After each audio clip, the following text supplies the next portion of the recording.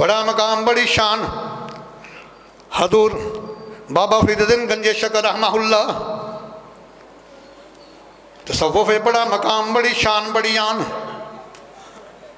چھوٹی جی عمر امی جان کہندیاں نے نام آپ دا مسعود ہے فرید الدین بھی لقب ہے گنج شکر بھی لقب ہے کوئی کہندا ہے کہ فرید الدین نام لیکن مسعود نام ہے فرید الدین مسعود فرید الدین بھی لقب گنج شکر بھی لقب والدہ کہندیاں نے بیٹے نماز پڑھیا کر عرض کیتی امی جان نماز پڑھاں گا تے کی ملے گا تے والدہ جڑیاں نے بچے دے مزاج دیاں شناساں ہوندیاں نے میں بیٹے نماز پڑھے گا تو شکر ملے گی آپ شکر دی پڑیاں بناندیاں نے مسلے تھلے رکھ دیندیاں نے بائی اپنا جدوں بابا فریدالدین گنج شکر نماز تو فارغ ہوندے نے شکر دی پڑی ملدی ہے وہ میٹھا کر کے خوش ہو جاندے نے تے ایک دن والدہ ماجدہ جڑی ہے فرماندیاں کہ ظہر دی نماز دا وقت ہو گیا وے میرا اپنے اجے تک فرید الدین نہیں آیا اوتھے بچیاں نوں کٹھیا کیتا میں کہ آؤ نماز پڑھی انہاں پوچھا نماز پڑھاں گا تے کی ملے گا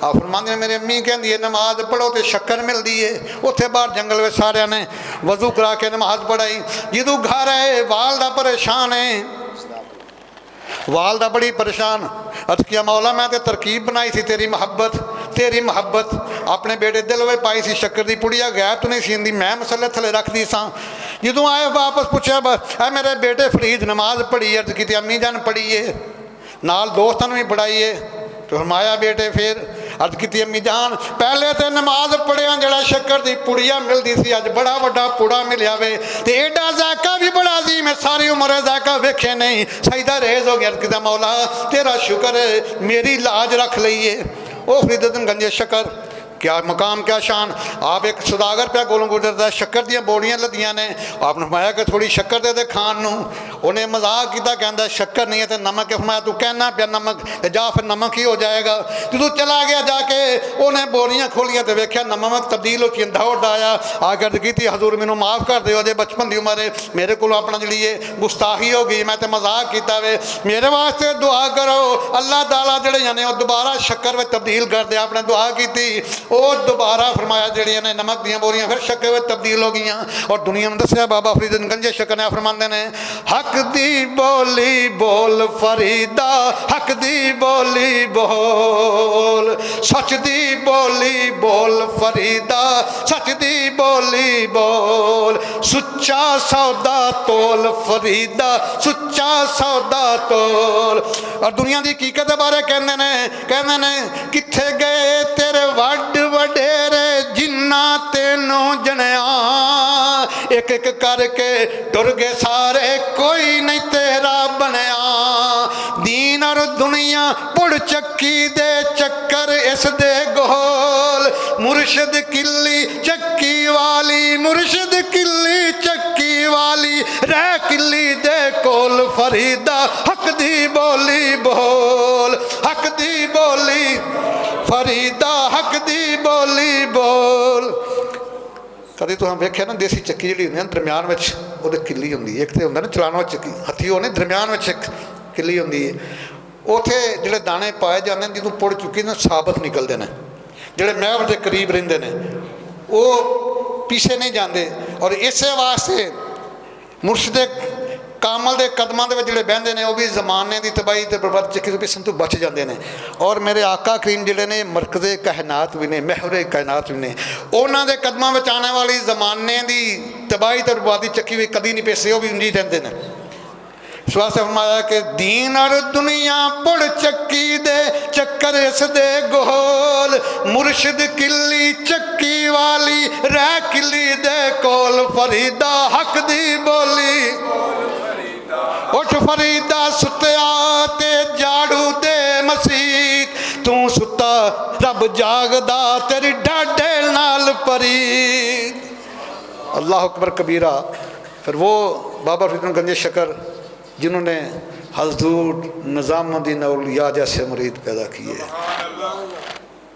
تو یہ اصل بات یہ ہے کہ جو تربیت کی آپ کی والدہ ماجدہ نے وہ تربیت بھی بے مثال تھی آپ اللہ بچپن میں آپ یتیم ہو گئے تھے والدہ نے بڑی بہترین پرورش کی لیکن افسوس آج ہمارے گھروں میں اسلامی نقشہ نہیں ہے. بڑے دکھ سے کہہ رہا ہوں.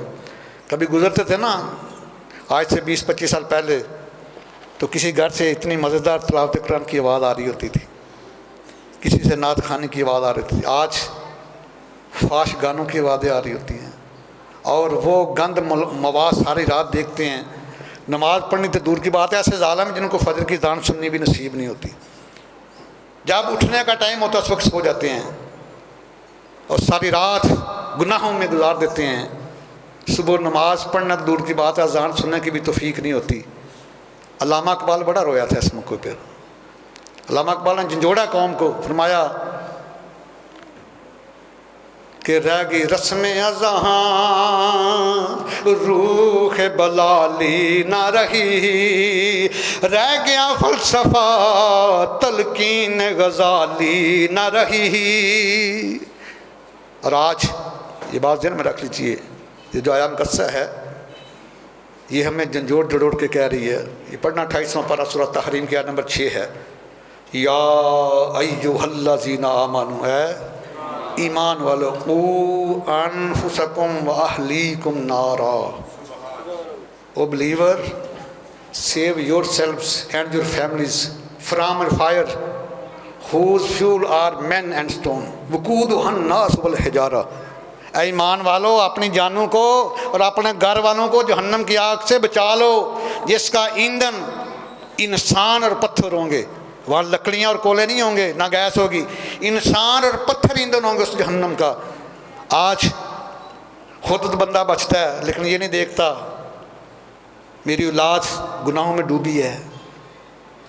کوئی رشوت لے رہا ہے، کوئی سود لے رہا ہے، کوئی غلط کاری کر رہا ہے، کوئی شراب پی رہا ہے. یہ ذمہ داری ہے والدین کی. کلکم راعٍ وکلکم مسئول عن رعیتہ. ان کے رعیت کے بارے میں پوچھا جائے گا اور حکمرانوں سے بھی رعایا کے بارے میں پوچھا جائے گا. یہ بات ذہن میں رکھ لیجیے. جو کھلے شراب کے لسن دیتے ہیں نا، یہ دیکھو ان کا حشر کیا ہونا ہے. یہ صحیح مسلم میں سرکار کا فرمان شان ہے، اور راوی سیدنا عبداللہ ابن عمر ہیں. عن عبداللہ ابن عمر رضی اللہ تعالیٰ عنہما قال قال رسول اللہ صلی اللہ علیہ وسلم کلکم راعٍ وکلکم مسئول عن رعیتہ. تم میں سے ہر کوئی نگہبان ہے اور اس کی رعیت کے بارے میں پوچھا جائے گا. والد سے گھر والوں کے بارے میں پوچھا جائے گا، ہاں سے بیوی بچوں کے بارے میں پوچھا جائے گا، بھائی سے بہن بھائیوں کے بارے میں پوچھا جائے گا. جو اے سی ہے وہ تحصیل کا ذمہ دار ہے، جو ڈی سی ہے وہ ضلع کا ذمہ دار ہے، جو سی ایم ہے وہ صوبے کا ذمہ دار ہے، جو پی ایم ہے وہ ملک کا ذمہ دار ہے. اگر یہ برائی بے حیائی اور فحاشی کو کنٹرول نہیں کرتے تو ان کو پوچھا جانا ہے. فاروق اعظم فرماتے تھے اگر دریا فرات کے کنارے کتا بھی بھوکا مرا فاروق اعظم تو اس سے پوچھا جائے گا. تو آج خدا را بچا لو اپنے آپ کو اور اپنی اولاد کو، اپنے گھر والوں کو، کہ یہ حکم خدا بھی ہے، حکم مصطفیٰ بھی ہے کہ اپنے آپ کو اور اپنی اولاد کو جہنم کی آگ سے بچا لو.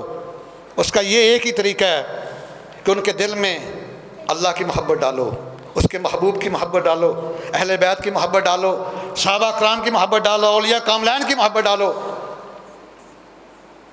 اور رزق حرام سے بچاؤ. سیدنا صدیق اکبر رضی اللہ تعالیٰ عنہ سب سے زیادہ صحبت آپ نے گزاری ہے سرکار کے ساتھ، لیکن صرف 144 حدیثیں روایت فرمائی ہیں، صرف 144. ان میں ایک حدیث جو ہے وہ بندے کو جھنجھوڑ دیتی ہے. ان ابو بکر صدیق رضی اللہ تعالیٰ عنہ قال قال رسول اللہ صلی اللہ علیہ وسلم لا يدخل الجنت جسد غذی بالحرام. مایا کہ وہ جسم جس کی پرورش رزق حرام سے ہو وہ کبھی جنت میں داخل نہیں ہوگا، چاہے وہ حاجی ہو، چاہے وہ نمازی ہو، چاہے وہ غازی ہو، چاہے وہ سخی ہو. یہ بات ذہن میں رکھ لیجئے. آج اللہ کے گھر میں بیٹھ کر میں نے 6 آپ کو حقوق بتلائے اولاد کے. پہلا ان کے پیدائش پہ خوشی کرنا ہے، بیٹی ہیں یہ بیٹا. دوسرا اچھا نام رکھنا ہے. تیسرا تحنیک، ان کو گٹی اچھے بندے سے دلانی ہے. چوتھا ان کا نام بہترین رکھنا ہے. پانچواں 7ویں دن ان کا عقیقہ کرنا ہے. چھٹا 7ویں دن ان کا جو ختنے وہ کرنے ہیں. یہ 6 حقوق ہیں اور ان کی اسلامی تربیت کرنی ہے. آج اللہ کے گھر میں بیٹھ کر عہد کر لیجئے. ہاں اگر آپ نے تربیت پوری اپنا حق ادا کی ہے، پھر اولاد کی راستے پہ نہیں آتی، پھر والدین بری ذمہ ہے. اگر آپ بیوی کو منع کرتے ہیں یہ بے پردگی چھوڑ دو، پورا حق ادا کرتے نہیں آتی، پھر وہ ذمہ دار ہیں. اگر جو بندہ خوش ہوتا ہے بیوی بے پردہ گھومنے سے وہ دیوس ہے شریعت میں. اور سرکار فرماتے ہیں کہ 3 قسم کے مسلمان جنت میں نہیں جا سکتے: والدین کا گستاخ، چغل خور، دیوس. دیوس وہ شیم لیس پرسن ہے، وہ بے شرم انسان ہے جو اپنے گھر والوں کو بے پردہ گھماتا ہے، اس کے اوپر خوش ہوتا ہے۔ تو آج عہد کیجیے یا الہی ہم اپنی پوری کوشش کریں گے اپنے آپ کو اور اپنے گھر والوں کو جہنم کی آگ سے بچانے گے، وعدہ بھائی؟ انشاءاللہ یا رب مصطفیٰ استقامت کی دولت عطا فرما، آمین ثم آمین، وما علینا الا البلاغ۔